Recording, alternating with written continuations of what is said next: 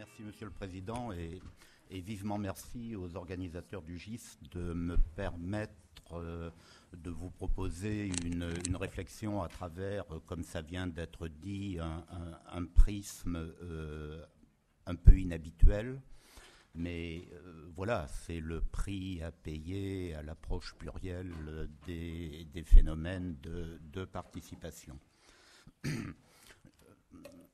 Sans que cette observation ait pour but de me justifier, je crois qu'il faut partir d'une sorte d'hypothèse heuristique, en tout cas c'est celle que moi j'ai adoptée, à savoir que la normativité juridique peut permettre une compréhension différente, une compréhension peut-être complémentaire, certainement pas supérieure aux autres, de phénomènes non juridiques.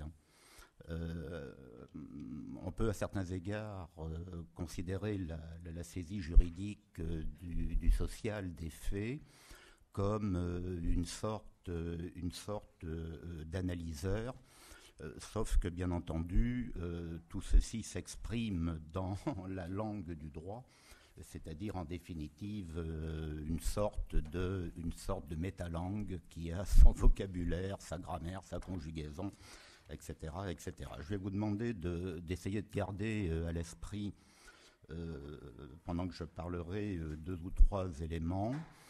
Je vais parler de droit international, de l'Union européenne, de droit interne.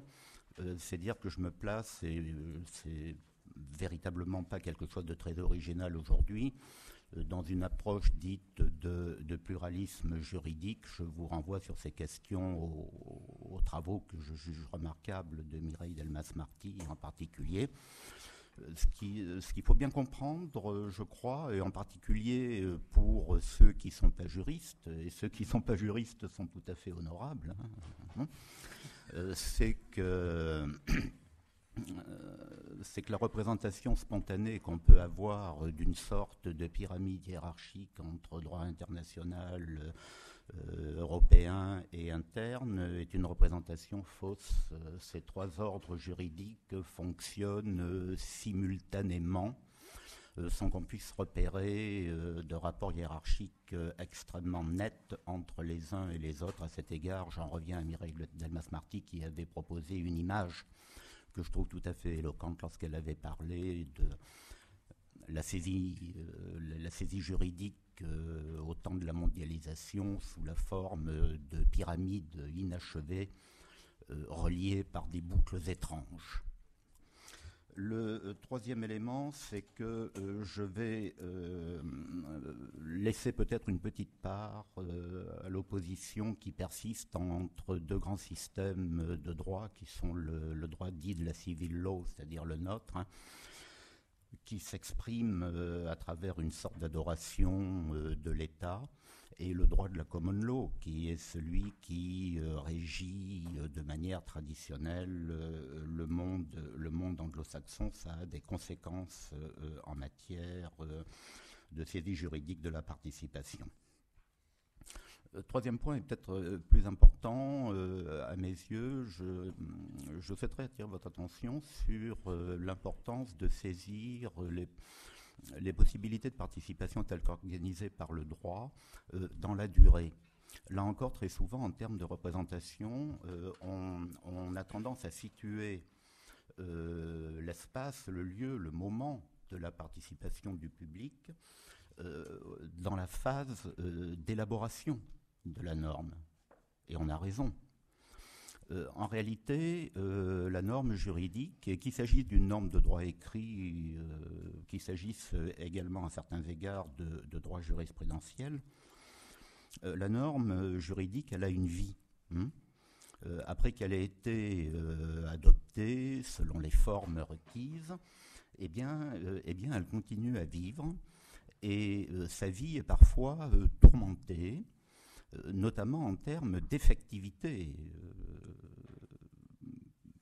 Le droit est quelquefois infiniment moins effectif, pour ne rien dire de l'efficacité, qu'on veut bien l'imaginer.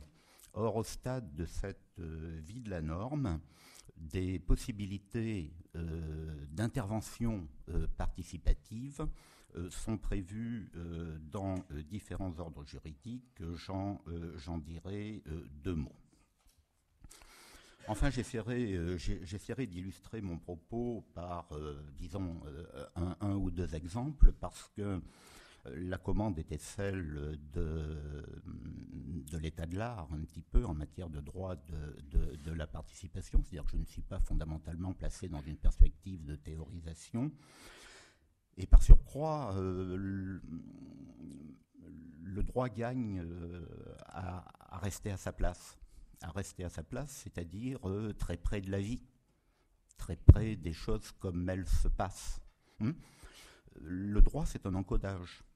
C'est un encodage de faits sociaux, et je crois que c'est dans cette tentative de mise en miroir entre ce qui se passe et ce qu'en dit le droit et ce que ça fait, que l'on comprend le mieux ce que l'on peut attendre du droit et ce à quoi il faut définitivement renoncer.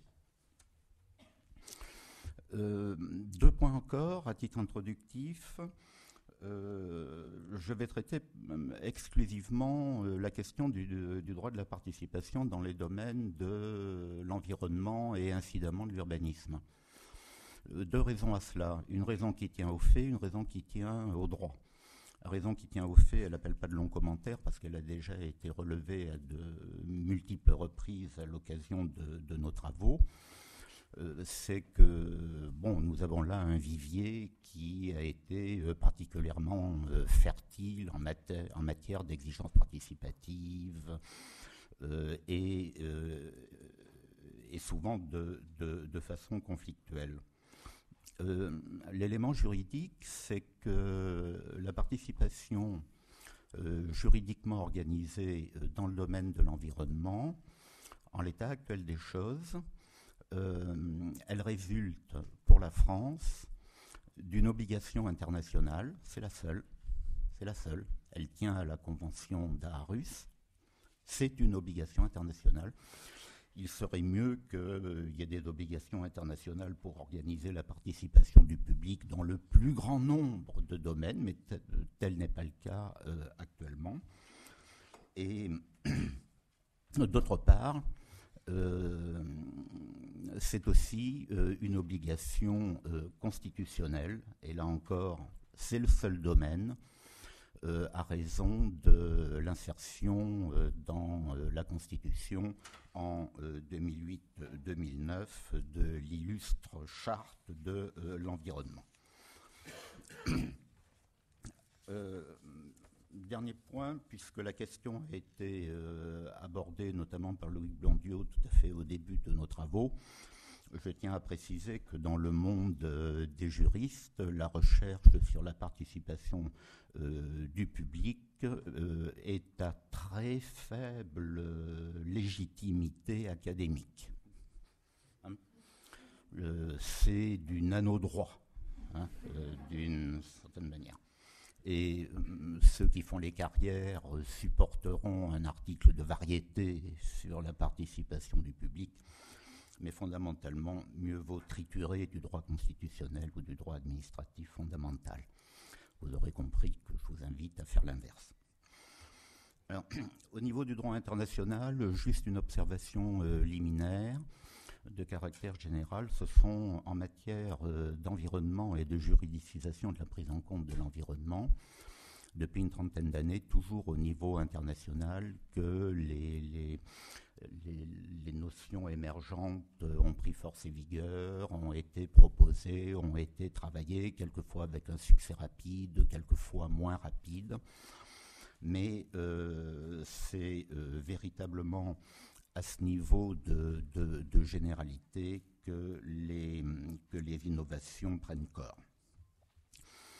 En matière de participation, les juristes de l'environnement ont leur Saint Graal, leur Sainte Bible, etc. C'est la Convention d'Aarhus.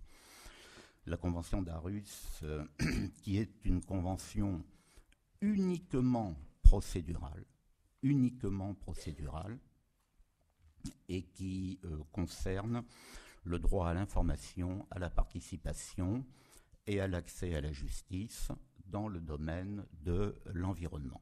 C'est une convention qui a été adoptée sous les auspices de la Commission économique pour l'Europe des Nations Unies. Donc c'est une convention qui concerne l'Europe.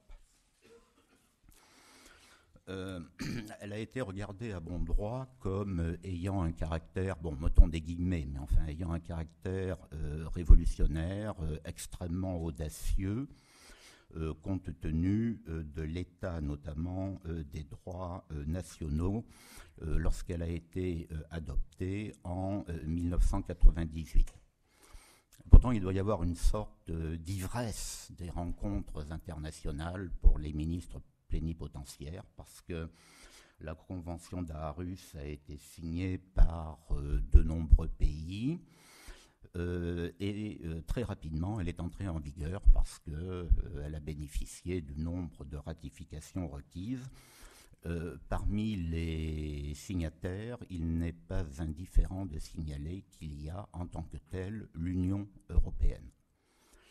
L'Union européenne, indépendamment de ses États membres.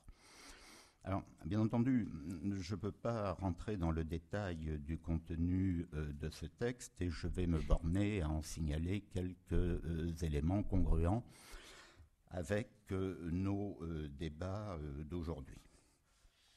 Alors, tout d'abord, l'existence au sein des institutions de la Convention d'Aarhus d'un comité d'examen du respect par les États des stipulations de la Convention d'Aarhus. Certains vont jusqu'à dire que c'est une quasi-juridiction, mais comment dire, c'est une quasi-juridiction qui ne punit pas, c'est une quasi-juridiction qui conseille, qui invite, qui aide, etc. Mais il est notable d'observer que ce système qui, dans le monde anglo-saxon, prend le nom de Compliance Committees, vient directement du monde des droits de l'homme. Et au passage, quelque part, dans ses considérants, la Convention d'Aarhus, d'ailleurs, proclame le droit de l'homme à l'environnement. Je reviendrai sur cette question à la fin de mon intervention. Il est loisible à quiconque, vous, moi, après avoir lu la Convention d'Aarhus, ça vaut mieux, et après avoir observé le matin en allant au travail, le soir en revenant, que votre État maltraite à un titre ou à un autre une exigence de la Convention d'Aarhus, de prendre votre plus belle plume ou de vous adresser à l'organisation non gouvernementale que vous jugez la plus apte à intervenir pour signaler au comité de respect des conventions que là, il y a peut-être quelque chose qui ne va pas.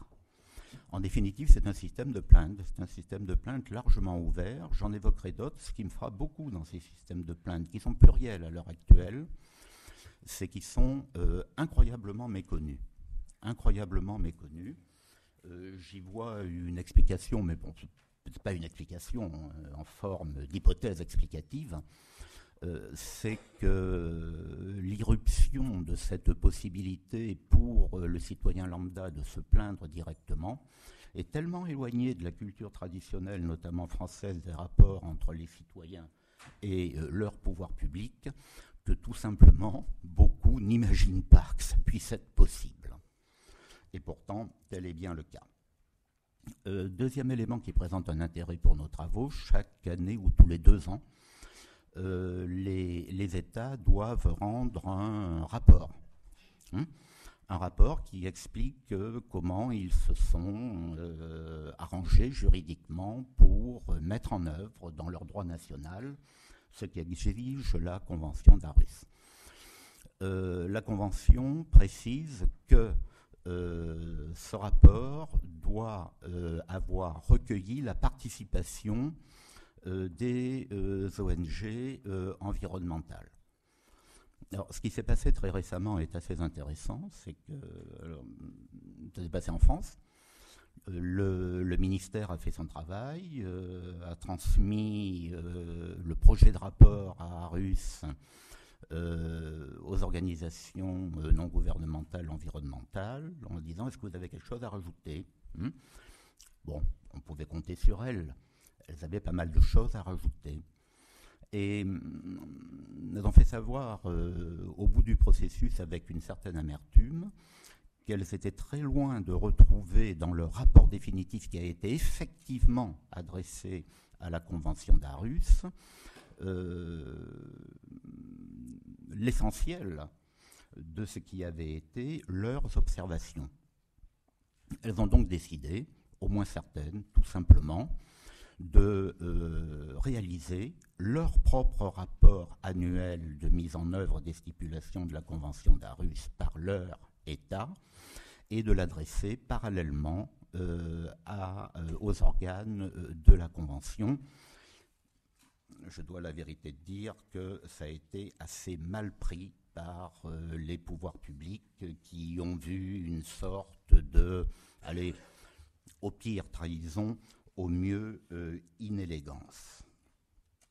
Je dirais peu de choses sur la question de l'application directe des stipulations de la Convention d'Aarhus dans le droit interne français. Si on scrute de près la jurisprudence du Conseil d'État, et mon ami et collègue Julien Bétail l'a fait mieux que moi, globalement, on peut avancer l'idée que le Conseil d'État français, lorsqu'il est saisi, considère que s'il y a déjà dans le droit interne français ce qu'il faut, eh bien la Convention d'Aarhus est d'application directe. Qu'en revanche, si on est un petit peu en délicatesse, eh bien les stipulations de la Convention d'Aarhus ne sont pas d'application directe, c'est-à-dire qu'il faut attendre une loi, un décret, etc., etc. Troisième point qui me semble très intéressant, je vous ai dit tout à l'heure que cette convention était une convention européenne, mais elle a une grande originalité, c'est-à-dire qu'elle contient une stipulation qui indique tout simplement qu'elle est universalisable.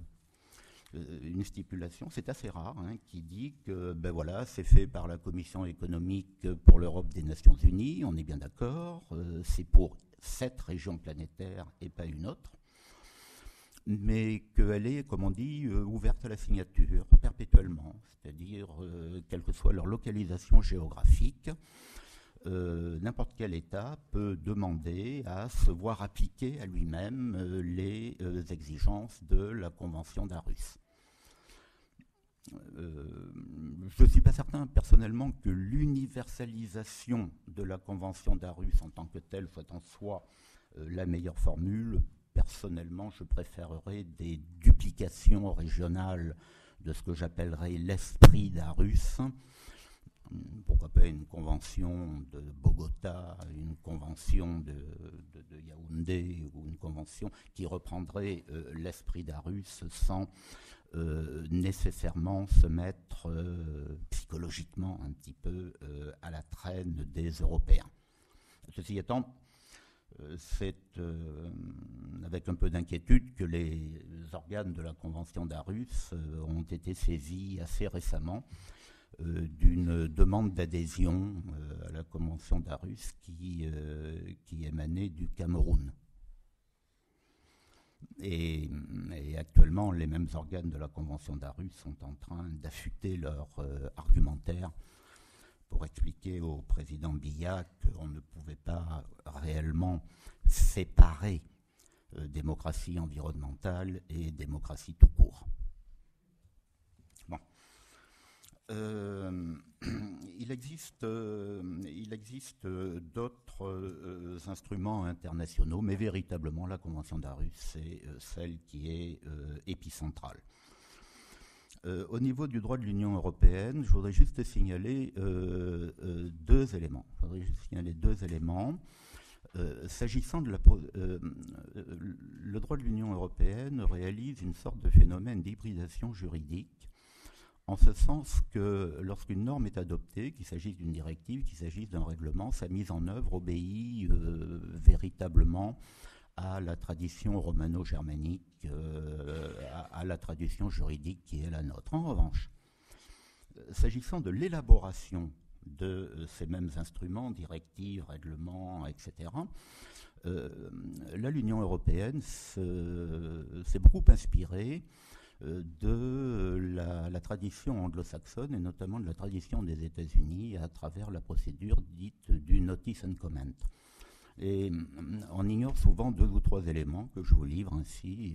Premièrement, il y a un principe qui s'appelle le principe de confiance légitime en droit, je ne vais pas détailler, dont une des manifestations veut que nul ne puisse être surpris par une loi nouvelle, par un texte nouveau. La conséquence, c'est que les projets directifs, les projets de règlement sont systématiquement en qualité de projet prépubliés au journal officiel de l'Union européenne. Il suffit d'aller sur le site, il suffit de suivre. Personne ne peut être surpris par un texte nouveau. Et ultérieurement, pendant la phase d'élaboration, eh bien, on a affaire à ce qui a été évoqué à plusieurs reprises pendant nos travaux. Participation en ligne, parfois réunion publique, s'il y a vraiment des tensions, des difficultés. Je vous renvoie d'ailleurs à un papier qui avait été présenté par un doctorant lors des journées de Lyon. J'ai oublié son nom, mais il était extrêmement éclairant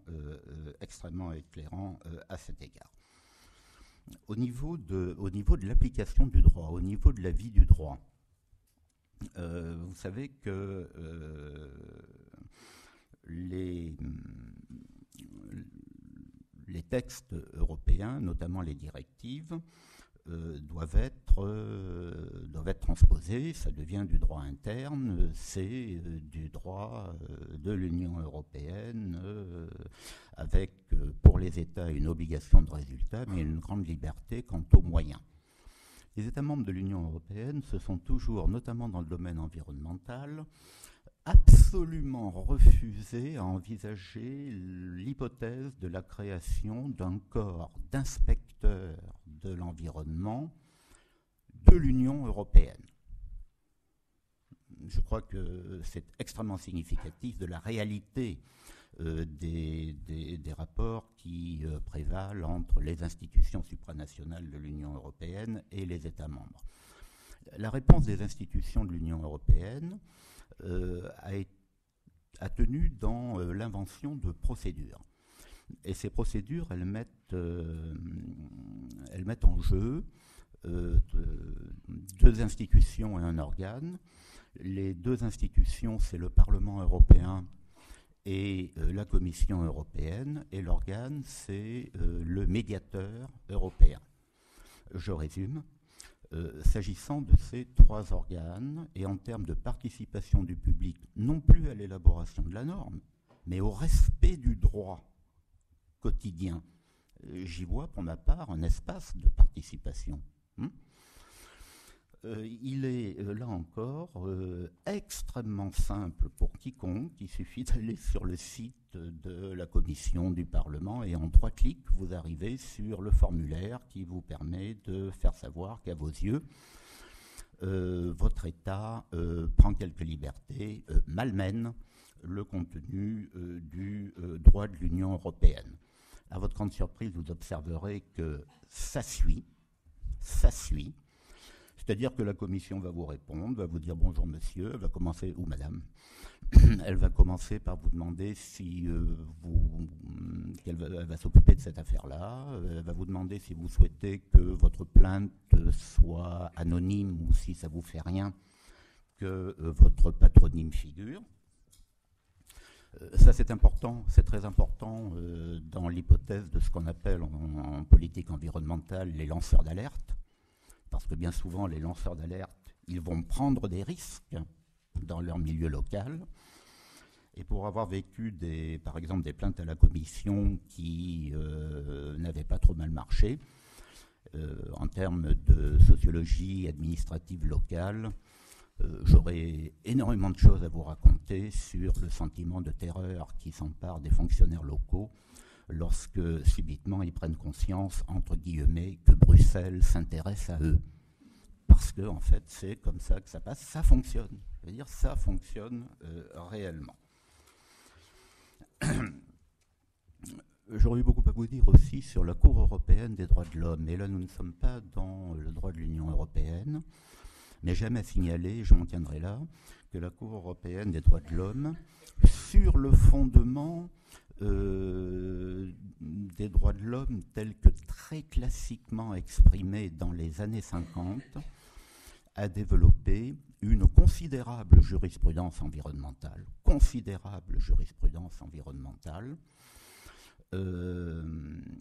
au point de faire parfois preuve d'une audace qui était véritablement inattendue. Je vais prendre juste un exemple. Dans un arrêt Taskin contre la Turquie, pardonnez-moi cette précision, mais il y a une sorte de règle du jeu, c'est qu'un juriste qui ne cite pas de jurisprudence n'a pas bien fait son travail. Alors j'ai retenu cet arrêt. Dans un arrêt Taskin contre Turquie, la Cour européenne des droits de l'homme a appliqué à la Turquie les stipulations de la Convention d'Aarhus en tant que patrimoine juridique commun des États du Conseil de l'Europe, alors même que la Turquie n'avait ni signé ni ratifié la Convention d'Aarhus. Ce qui écorche quelque peu ce que l'on a l'habitude d'appeler le principe de souveraineté étatique, me semble-t-il. Quant au droit interne français, qui vous est peut-être plus familier, je voudrais juste signaler que au plan constitutionnel, c'est l'article 7 de la charte de l'environnement qui dispose en matière de droit à l'information et de droit à la participation, et que les instruments existants, à mes yeux, sont essentiellement au nombre de 3. Il en a été d'ailleurs question dans nos débats.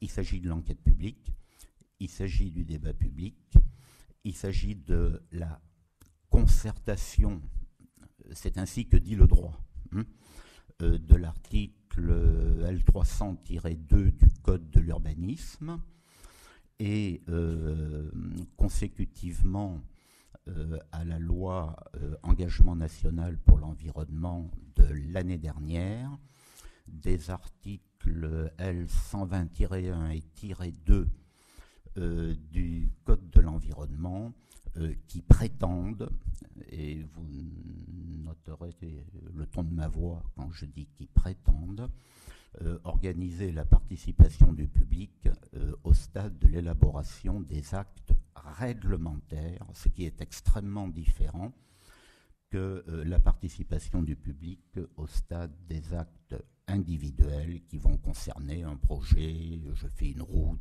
je crée... Là, non, il s'agit d'organiser la participation du public au stade des actes réglementaires. Je pense que je dois avoir à peu près fini. Si j'ai 30 secondes, et pour vous montrer que je ne me suis pas moqué de vous, je vais vous faire un point d'actualité qui va vous éclairer sur ce que le droit peut faire. Assez récemment, le ministère engage un processus, je passe sur les détails, installation classée pour la protection de l'environnement, je pense que c'est familier à la plupart d'entre vous, installation dangereuse, polluante, etc., dans le cadre du droit interne. Et les deux arrêtés, l'un qui touche à la nomenclature, l'autre aux différentes catégories d'installations classées. Les deux arrêtés ne sont pas mis à la consultation du public, mais suivent la voie administrative traditionnelle depuis Napoléon. Et voilà que ceci agace une association de droit de l'environnement qui engage un recours en disant ça c'est pas possible parce qu'il y a l'article 7 de la Constitution qui dit que y a un droit à la participation concernant les décisions qui touchent à l'environnement. Décision, c'est large, décision. Dans décision, à l'évidence, il y a les projets de décret touchant les installations classées pour la protection de l'environnement. Et c'est là où on voit intervenir une novation constitutionnelle assez récente qui est l'illustre question préalable de constitutionnalité. Le Conseil d'État saisit de ce recours, c'est la manière dont il raisonne, dit premièrement, ça c'est une question nouvelle, et deuxièmement, c'est une question sérieuse. Alors si c'est une question nouvelle et une question sérieuse, je demande au Conseil constitutionnel. Le résultat ne s'est pas fait attendre parce que la décision du Conseil constitutionnel, elle date du 14 octobre, c'est-à-dire qu'elle n'a même pas une semaine, en définitive. Et le Conseil constitutionnel fait triompher les arguments de l'association environnementale en prononçant l'inconstitutionnalité des deux décrets que le gouvernement avait pris. Vous croyez que c'est la fin? C'est pas tout à fait la fin. Parce que à ce moment-là, je reçois le papier d'un ami de France Nature Environnement avec, alors il était en fichier joint, mais le texte disait on a gagné. Peut-être, généralement, quand on lit le droit, il faut le lire jusqu'à la fin. C'est toujours mieux, surtout lorsque c'est des décisions de jurisprudence. Alors, je ne retire rien de ce que je viens de dire. Le Conseil constitutionnel dit que les textes sont inconstitutionnels, mais qu'en quelque sorte, ils n'acquerront leur portée négative d'inconstitutionnalité que le 1er janvier 2013. Il peut le faire. Je vous remercie.